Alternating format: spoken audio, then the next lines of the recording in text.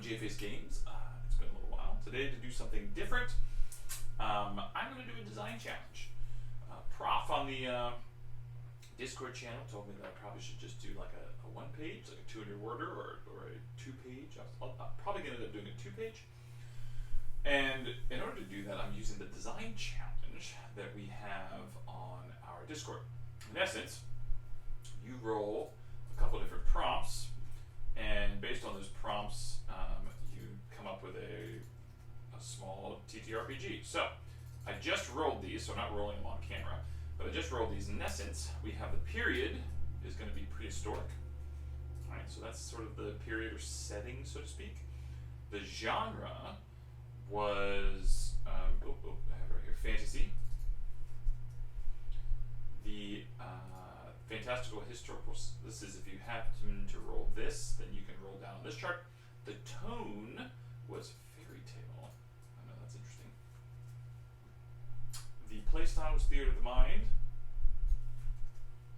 And then finally the resolution system was a D8. Alright, so excellent. I'm going to, oops, I wasn't scrolling, sorry.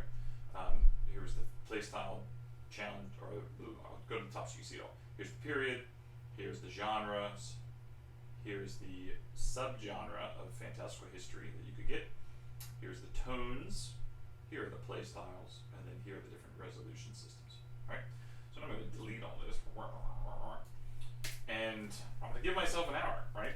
So I'm checking the clock right now.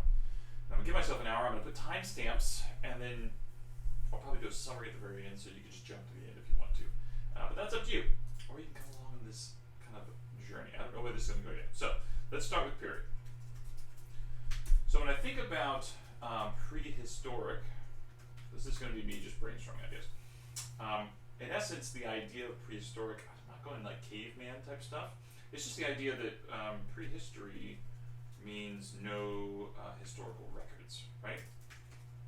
So you don't have a writing system or some system, writing system or means to there we go, or means to record history. That's in essence the gist of it, right?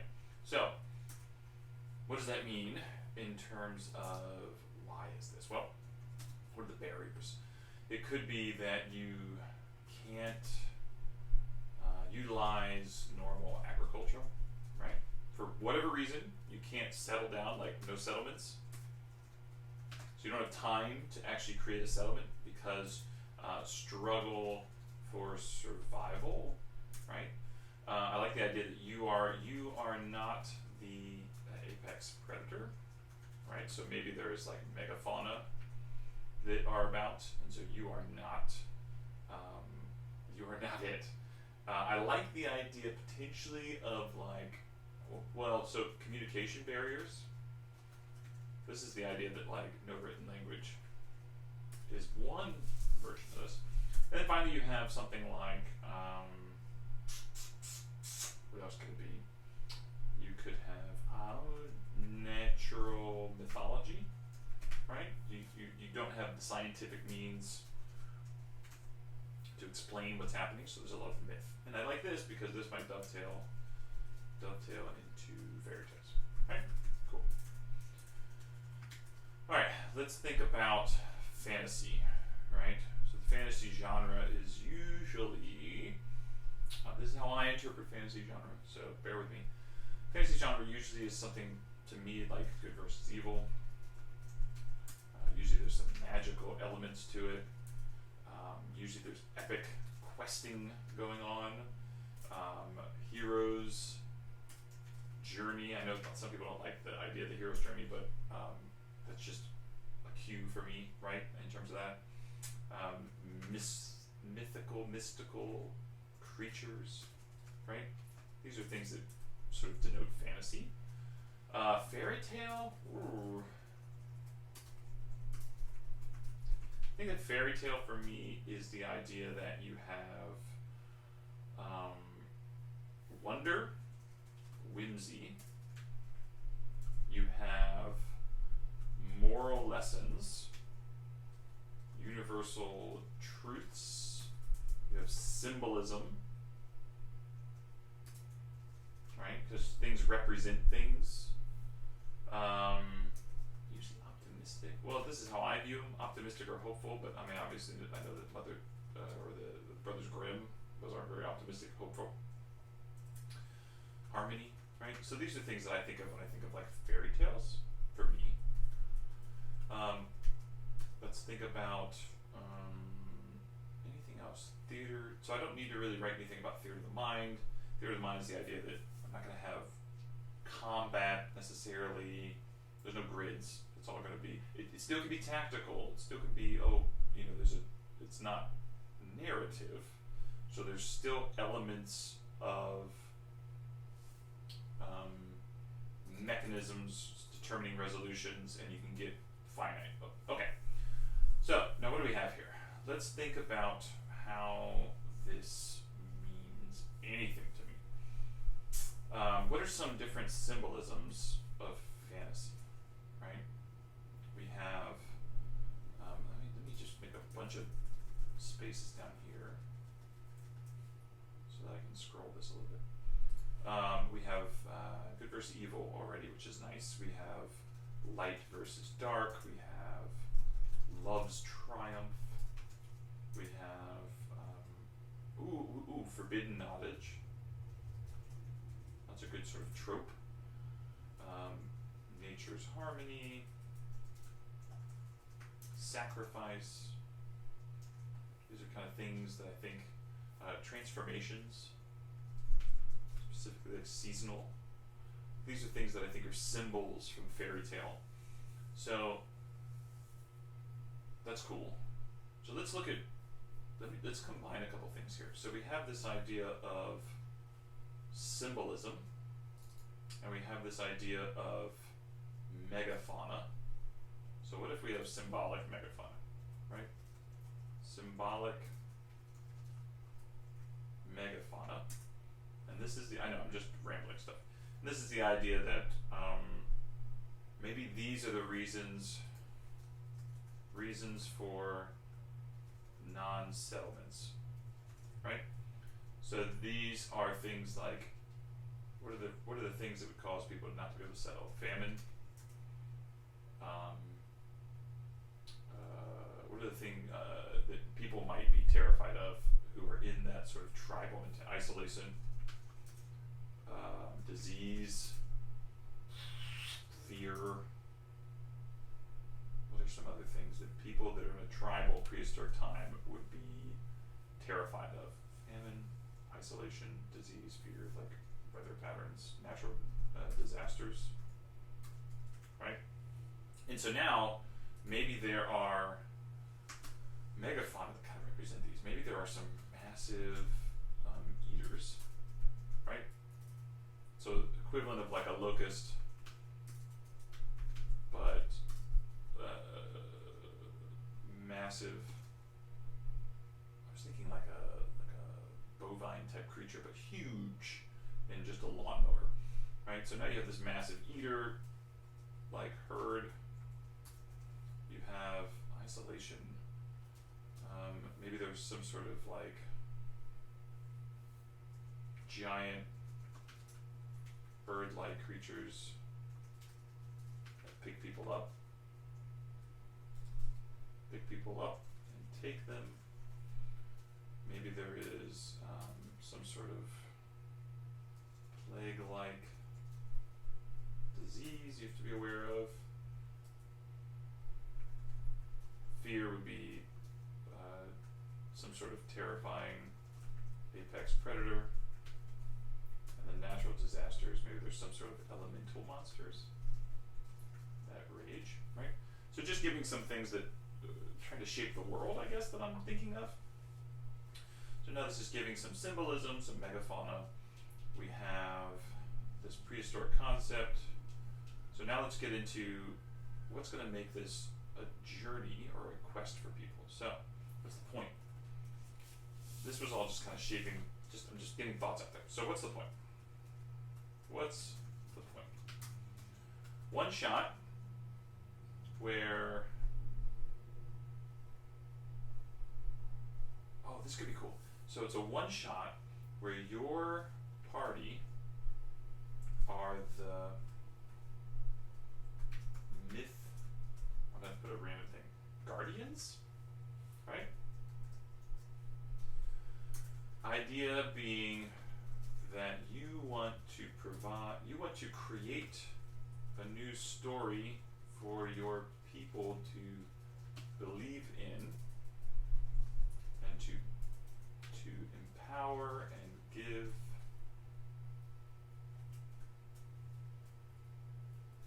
them faith or comfort, etc. Right? To do this, you must go on a quest to make this myth a reality, and for people for a critical mass of people to see it, so that word of mouth passes this along. That's the point. All right. You are myth guardians. You are. I don't know if myth guardians is a good term, but this just came out. You, in essence, are the ones trying to create the new story that is going to drive forth the power to your people. That's interesting. All right.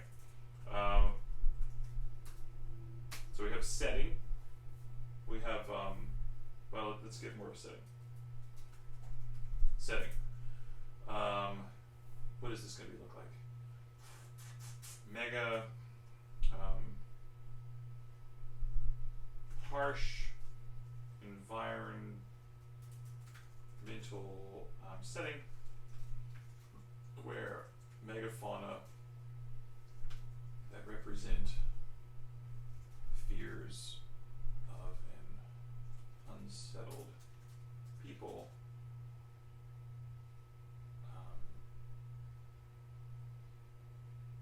control the lands. I don't know if that makes sense. Tribes are scattered. People must focus on survival. Okay. Is this pulling in enough fairy tale? I don't think it is. I think fairy tales need more whimsy. This sounds pretty harsh so far. So maybe it's not that it's a harsh environment. Maybe it's a cursed. That already gives a little fairy tale-ishness to it. And let's say that the curse. Let's go into, like, I don't know, Neverending Stories type style. Maybe there's something. It's not the nothing. What would be the equivalent of fading? That sounds good. So the fading is a curse, let's go for magical curse that strips people of their humanity. So at some point in time we're gonna have this represents this, but we gotta have a good side. People who believe maybe faded, who see. I'm gonna fudge this a little bit, but in essence, people who see a new story or have something to believe can be brought back from the fading. Strong enough belief can raise you up to the something. All right. So maybe there's like an Eden type setting somewhere that you can get to with enough of this. All right. We're getting somewhere. It's sloppy, but we're getting somewhere. Now we have this idea. Maybe there's a peak or some sort of high place that can't be reached unless you have certain levity to your soul. The only way you can get there is if you can actually overcome the hardships of life and have enough hope, and then that hope actually actually physically makes you lighter and you can reach it. I don't know. Hope that physically changes you and makes you lighter so that you can reach the higher plane. I don't know. All right, now we're getting a little. That's definitely. I would say that's definitely fantasy fairy tale-ish. So what else do we need? We need a resolution system. Let's write some resolution system. We need character creation-ish stuff. We need monsters. We need stress, danger. We need GN tools. I think that's it, right? That's all you need. You need a resolution system, character creation. All right, monsters, etc. So we have a D8 that we got to use, and it's theater of the mind. Theater of the mind's fine. We'll figure that out. That's just we don't have any grids in that kind of stuff. But we have a D8. I like the idea. We've been talking about using a rondelle on our Discord channel, and so I'm gonna see what I can do with a rondelle right now. I have an idea that I like in general for a system, and this might be too mechanical, but you know what? We're gonna see what happens. So I got a piece of paper here, and what are gonna be the attributes? You know what? I'm playing a game right now called Earthborn Rangers, and it's awesome. I really enjoy it. So let's just, and it has 4 attributes, and let's just remember what those are. Those are awareness, fitness, spirit, and insight. Awareness, focus, spirit, and fitness. Is that gonna work? Sure. We're gonna put those down. So we have here. All right. Let's make a little rundown like that. Like that marker.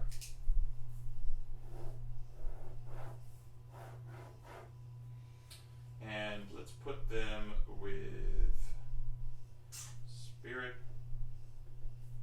awareness, focus. Oh, sorry. This is fitness, focus. All right. Now I need some D8s. Let's see what we're gonna do. The idea would be that maybe you as a player, you don't even have to assign attributes. You just say which ones you're like. Well, here's the thing. This might not work. Let's give ourselves 48. Okay. Maybe the only thing you do as a player is you just choose where these 4 attributes are. Right? That's it. On this circle. So maybe you have this character sheet. Sorry if I'm getting a little close to this thing. Maybe you have this character sheet, and it's literally like this. We'll do another one on the back. And so you as a player say, all right, I've got these 4 things. Fitness is going to be my ability to fight and endure and kind of get places. Awareness is like my perception and insight, ability to kind of like understand, well, find things and track things. Spirit is my ability to like communicate and commune and talk with others, and focus is sort of like intelligence and ability to, what else does focus represent? Yeah, I think focus is like your resourcefulness and ability to like think and prepare. Fitness is your ability to potentially attack something or traverse and move around. Spirit is your ability to connect with other beings. Awareness is ability to kind of potentially get around other creatures and whatnot. So let's say this is upper left is your primary stat. Whatever you want to put there, that's what goes there. And maybe we don't use these 4. I just happen to choose these. Maybe you use the classic sort of, int, charisma, strength, dex. Should we just do that? Let's just do that, just to make it easy. So we're going to say this person likes to be a fighter, so they put strength here. And then they're going to say, well, my dex is probably over here. I'm a charisma here, and they put their int here, or something to this effect, right? Well, now the 4 dice start there, okay? And on your turn, you choose whatever you want to do, but this is where they're going to start at the combat or the encounter. Now, what happens is every round where they start is in a different section. I don't know if this makes sense, but where they start is a different section. Well, maybe. But the idea being that, say round 1, I need to do something more dexy. What I have to do is I have to leave a dice as I get to it. So now my dice would actually be 2d8, right? If I wanted to do, if this character wanted to do something intelligence-wise, well, that means that they would have 1 dice when they got there, right? If they want to do something strength-wise, they've got 4 dice. But I like the idea that it changes positions to begin, as you're going, right?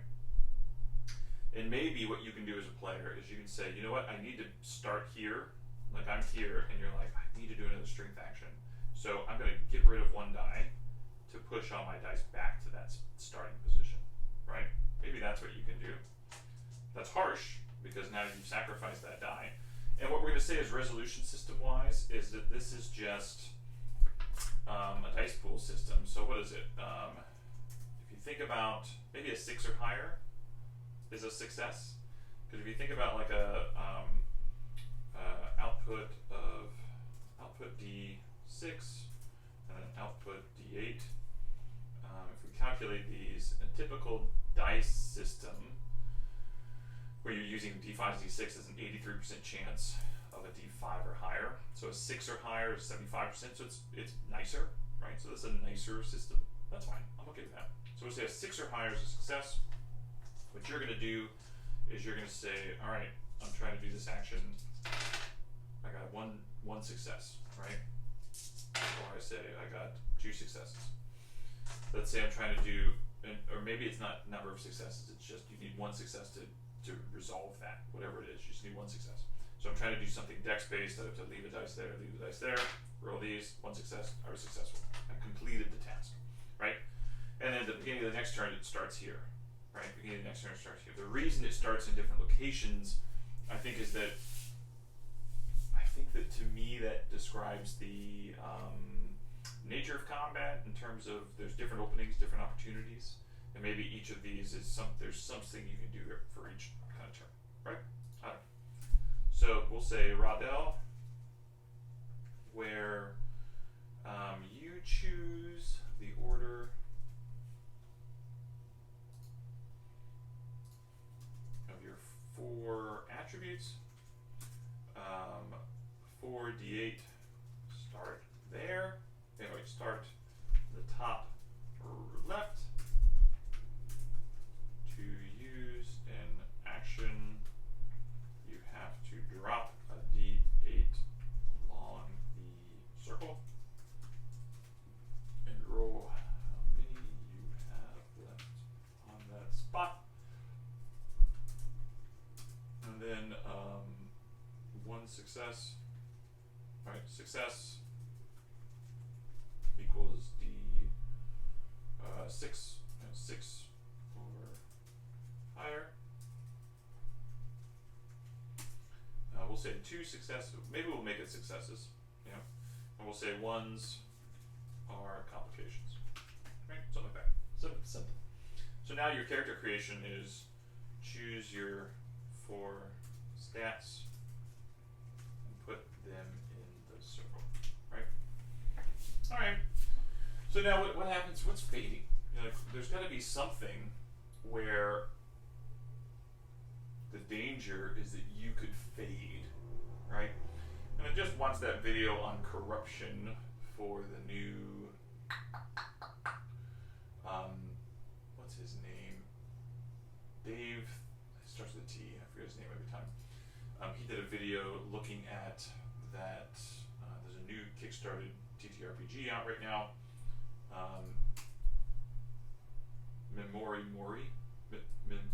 Memento Mori. And there's a TTRPG called Memento Mori, and it has a really slick slick corruption mechanic where, in essence, what's happening is your organs are your attributes, and you also have your blood is a pool and like a resource. And as your blood gets corrupted, if it gets too corrupted, then all of a sudden one of your organs gets corrupted. And the way that happens is you're rolling white dice and black dice, and any black die that gets a 5 or a 6, or any black die that gets a 6, it counts as another corruption. And so you can imagine this steamrolls. You're eventually going to be rolling more black dice, which means you get more corruption, which means that eventually, if everything's corrupted, so everything's a black circle, you die, which is really neat. But the benefit is that as you're getting these corruptions, you're getting corrupted abilities, you're getting corrupted powers, which are pretty freaking potent. So that's a pretty neat mechanic. And it's very thematic, right? And that's the idea, is that it's not overly taxing, right? It's not cognitive drain, and it's incredibly thematic. So what's the theme here? The theme here is surviving this. There's a fading that represents this transformation away from humanity and fear, and there's this idea of community, right? And this, you're looking for community and belief. So there's a story of hope here, and so there's this story of hope where you're trying to, so maybe we focus on that part as opposed to focusing on the negative. So there's this story of hope and community versus loss of humanity and fear, right? And so this is our main pulling point, right? And so this might also help us determine more of our attributes, right? So let's think about what is going to make you feel like a community. There's got to be like a passing thing. There's got to be so community needs to be how you interact and help each other, right? So there's got to be something in terms of being able to help each other and being able to sacrifice for each other and being able to bring hope to your fellow players. Alright, I'm going to pause here just for a second. Probably going to edit the next couple minutes while I sit and just stare at the camera and drink. This is my drink. No, this is not moonshine, this is electrolytes. What if we got rid of the Rodell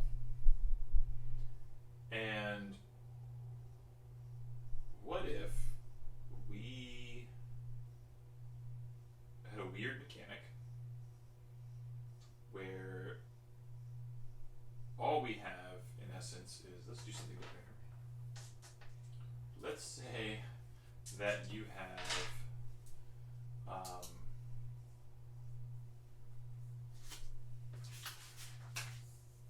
let's just say you have like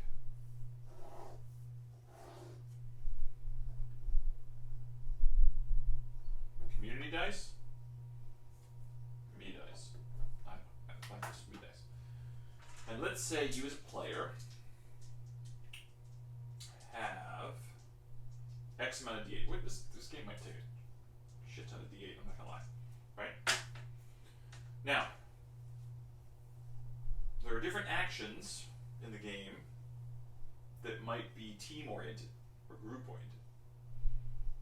And then there are different actions or things in the game that are maybe you-oriented, right? So, you as a player, at the beginning of each turn, are going to commit X amount of dice towards the community, or the team, and X amount of dice you're reserving for yourself. Okay? Now, what does that mean? It means that there's going to be a pool of dice in the center of the table, and that pool of dice, if you on your turn have to do something that's a team-based action, you get to roll all those dice. And if you during your turn or at some time during the round have to do something that just involves you, you've got to roll your me dice. defense, right? Those are very much sort of kind of just you. And maybe this down here represents your health. Because if you take damage, you lose dice. And if you don't have any dice here to lose, if you're going to lose more than that, you're knocked unconscious, right? So this gives that feeling of, I'm going to push dice towards the center. And you know what? We really need to succeed at what we're doing, so I'm going to put 3 dice there this round. I'm going to keep 1. But if I get hit twice, I'm out, right? So now we don't have any attributes. We don't have any attributes at all. Maybe there are some actions that you can take that will allow you to roll twice, like roll with advantage, right? So now there's, in character creation, I am very good with swords, I don't know, or clubs, whatever I have. And so I get to roll this twice. Or maybe I just need a lower success number. I need a 4 or higher instead of a 6 or higher, right?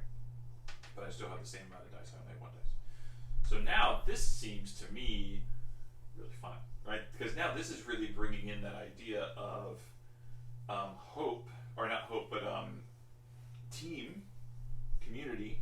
It's about us, and there are certain things that we do that the team has to be able to accomplish. And then how much do I put myself on a line as a threat? And if the more selfish I am, the harder it is for us to accomplish these goals, right? And maybe what happens is the community role is a single role that one of the players is one player has to do the thematic thing that turn. So maybe we're saying, maybe the DM will assign, like, hey, you're in this combat, there's 5 of these, gibberers or whatever around, and you're trying to disarm the trap. I don't know, disarm. I'm going into. You're trying to solve some sort of puzzle or get over some sort of obstacle while dealing with this, right? The obstacle that you're trying to get over, maybe you call it the thematic challenge or whatever, something. And that's what needs this sort of dice pool, right? So one solution is that however much dice is put towards here, I can just say, like, hey, there are 5. You're going to need 5 successes to complete this thing, right? And so then people are like, well, we need to complete it fast. And so people throw a bunch of dice towards it, and one person that round rolls all of them and counts up how many successes they had. And meanwhile, each person on their turn is trying to deal with whatever they're trying to deal with. That's one way of doing it. And so then all your actions are here, but the story or the beat for that combat is here. It's one thought. Or there are different actions that are represented here and different actions that are represented here. And you on your turn get to roll as many of the dice from other people as well to do one of these actions if you want to, which might be like, I don't know, depending on tactical we want to get this, I could pull the team tactics versus the solo tactics from my other game into this, but that could be sort of the idea, right? Where it's like you're trying to help someone, you're trying to pick someone up, you're trying to heal someone, you're trying to suppress an enemy in some way, you're trying to defend someone else, maybe, like, I don't know, like those are the things the team is doing something. The team is both, tackling someone, whatever. This is, you're defending yourself, you're making a single attack, etc. So that's interesting. I like that. I like that a lot. We're going to change our resolution system. And I think that this now all wraps into one here. This is resolution / stress / danger. Right? And so now we can take this, put this here. We no longer have a rondel, Ruder, I don't know how you say it. And now we have 2 spaces on the character sheet. Me versus community. They have different names. Choose however many of your D8 to put into the me or the community space. Whoops.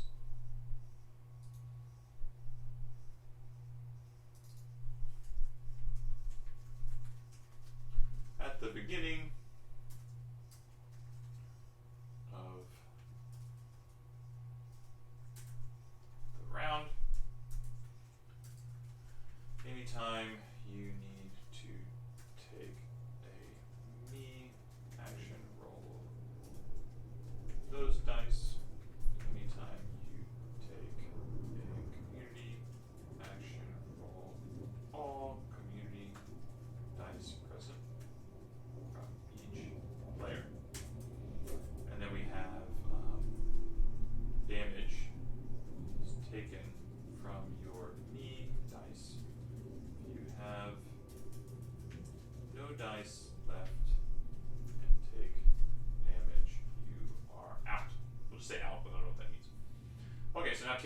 situation, we'll say that this does something just as simple as choose things that lower the success number for your me dice from 6 to 4. That's it.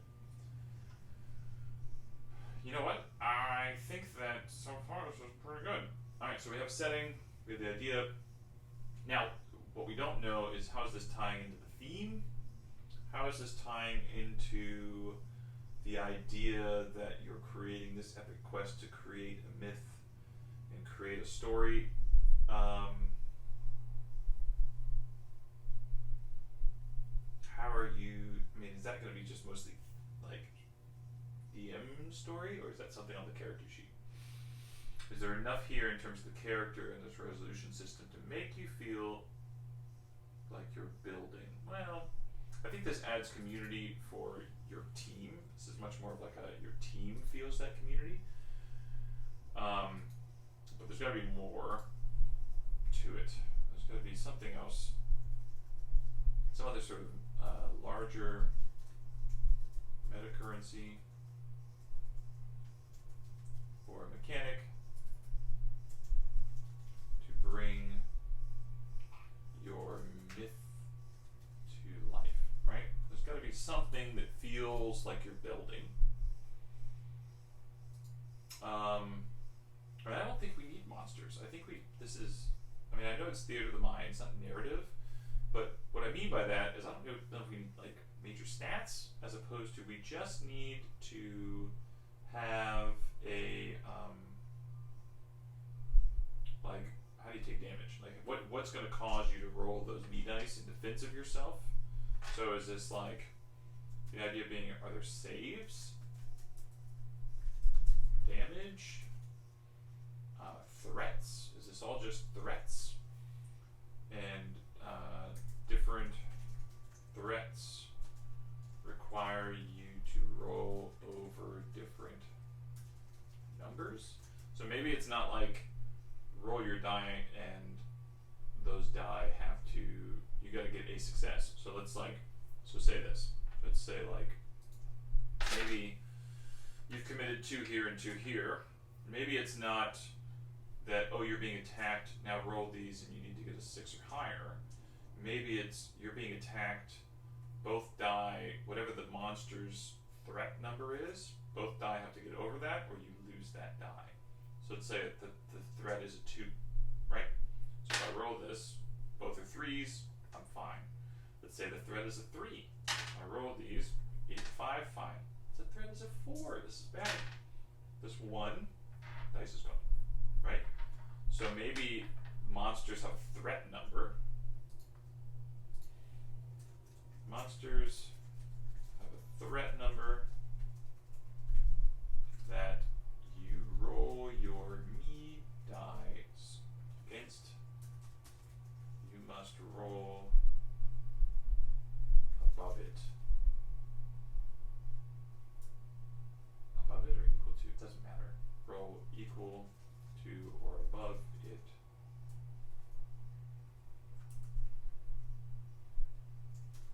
Any dice that doesn't is lost. That's brutal because you could have a really bad roll if you have a really bad threat, right? So maybe there's ways you raise that. I don't know. Anyways, so that's in essence that'll be monsters. Monsters just have a number, and maybe that number, monsters also have a number that represents number of successes needed to either thwart, kill, right? So you can maybe have multiple options.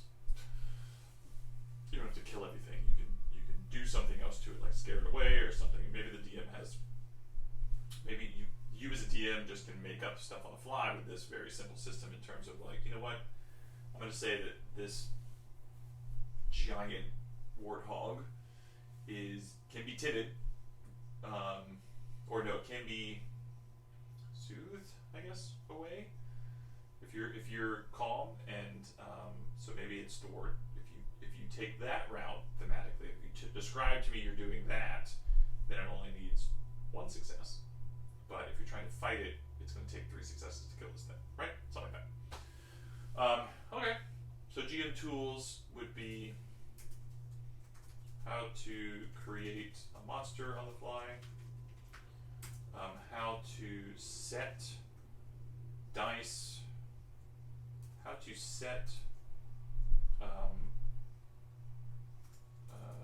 monster HP, how to set saving throw numbers, right? That kind of thing.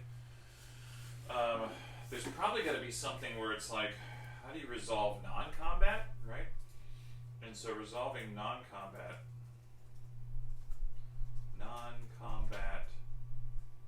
checks, where that's like, what's the community versus me represent a non-combat check, right? Like we've got to go over this ravine, and so maybe it's like, you know what? We've got to get over this ravine. Either A, we can each all try to climb ourselves, right? And climb across this thing.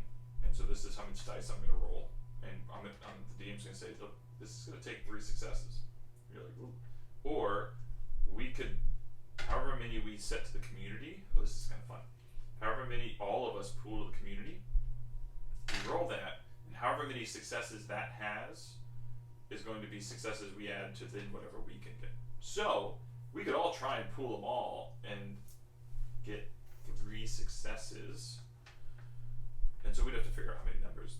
You just have to do the math on this, but like you could, and there have to be a reason why you'd want dice here, because maybe you're good at it, right? You're like, look, I can get 3 successes no problem, because a success for climbing for me is a 3 or higher, or a 2 or higher. But once they're in here, it's always a 5, 7, 8 is a success. So it's one of those things of, all right, you know what? I'm good at climbing, so I'm going to put 3 towards something like this, right? Where we have this idea of, we'd have to figure out how to make it so that maybe there's a number of how many community successes count towards, I don't know. So community successes count for everyone. Your successes count just for you, but you might have proficiencies. And then we say everyone needs X successes to pass, right? Something like that. Alright, so we still don't have this meta currency. Meta currency, how does this make it feel like we're making progress as a group? I would say that the big myth, the big story. Alright, another pause of me drinking my non-moonshine. We'll be back. Here's an idea. So this really comes down to the idea of like, I put breadcrumbs here because I was thinking obviously Hansel and Gretel, but I'm thinking about like pieces that you follow. So, but I'm not sure about that. But it went back to this idea of promises, progress, and payoffs from brain understandings and storytelling. So let's say that we mechanicize, make this mechanical. So let's add another wrinkle to our little dice mechanic, right? Let's say that at different times in the game, the DM might give you more D8, right? So maybe that's your inspiration in the game. Maybe inspiration in the game is the occasional new D8 that the DM gives you, right? And that's big. That's big. So now you have another D8 in your pool. Now, at the end, put it here. At the end of an encounter. Now this is any encounter, right? Meaning combat, exploration, RP, whatever. At the end of an encounter, players can designate dice towards the progress, right? And this would, in essence, would be towards the myth, right? And maybe the story has, the story, the one-shot story has X, X amount of beats, right? So now what happens is you finish off your encounter and you go, you know what, I'm gonna put one towards, we'll say this is over here.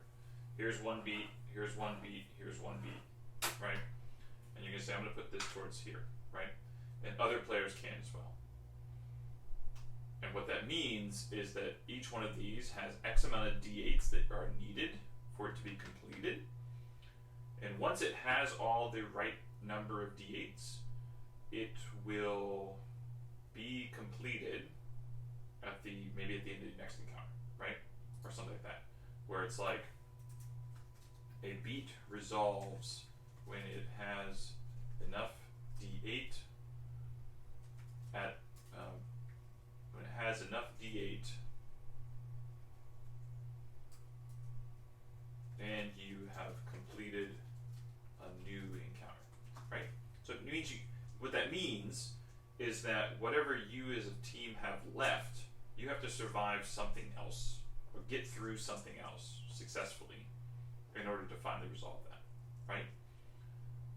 So I like this idea that you might be getting more D8s to help you from the DM as inspiration, but you're also spending D8s towards the progress, so it's making it kind of like harder, right?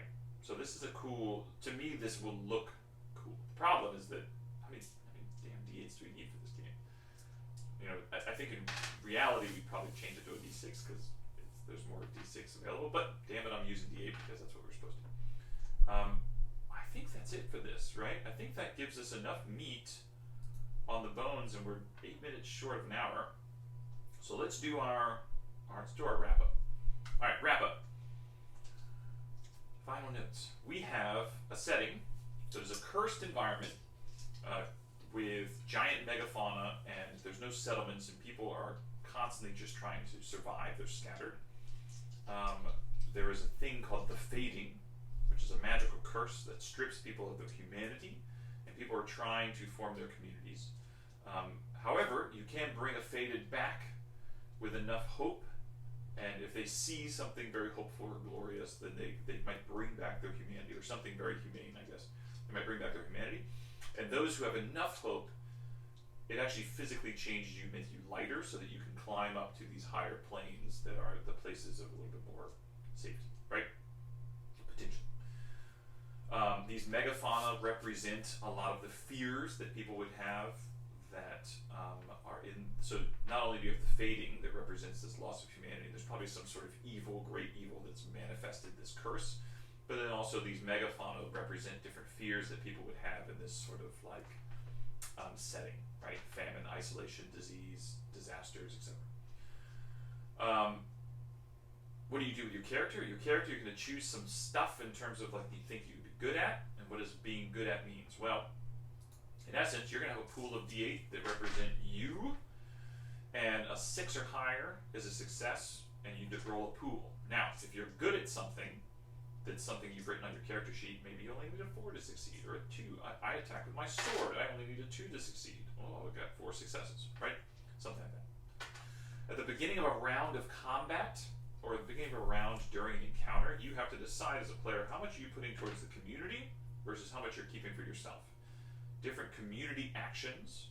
When you take a community action in your turn, you roll not just your community dice, but all the community dice that have been pooled together by the players. But if you have to roll something that just you're doing, like an attack, etc., or defending yourself or save, you'd have to roll this. Now, different monsters, when they attack you, or different threats against you, will have different numbers that you need to succeed. So if I am defending myself against a massive boar, charging boar, and that defense takes a 4, this might be hard, I roll all these, any number that's below a 4, I lose those dice. Now a DM, for me doing something awesome, the DM might reward me inspiration, which might be a new D8. And then I complete after the encounter is completed, after you've completed the encounter, you can choose how many of these D8s to push towards the progress of whatever story beat you guys are working on. If that story beat has enough progress in it, at the end of the next encounter, it will resolve, right? So you have to deal with less D8 for an encounter of some sort. That takes us then to, I think that's it. That gives us the idea that there's a meta current. Yeah, I think that's it. Tell me what you guys think. Hit comments in the bottom, hit subscribe, hit the bell. We might do another one of these. All right, guys, have a good one.